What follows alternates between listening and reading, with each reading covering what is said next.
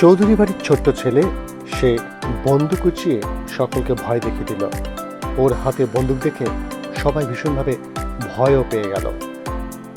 লাস্টে গিয়ে বন্দুকটা খপ করে ধরে ফেলে এবং দেখা যায় বন্দুকটা আসল নয়, বন্দুকটা নকল। একজন সেলসম্যান এসে সেই সমস্ত কিছু ফোনে তার রেকর্ড করছিল, যেটা কম্পাস দেখতে পায়। তারপর দেখা যায় বিহানকে সেই বাড়ির ফুটেজ দেখিয়ে বলা হয় যে এটা কিন্তু সদ্য নকল বন্দুক গেছে, এরপর যাবে আসল বন্দুক। এদিকে কম্পাস সমানে ট্র্যাক করার চেষ্টা করছে বিহানকে। সেই খবর মোহিনীও জেনে গেছে। কম্পাস কি পারবে বিহানকে ট্র্যাক করতে?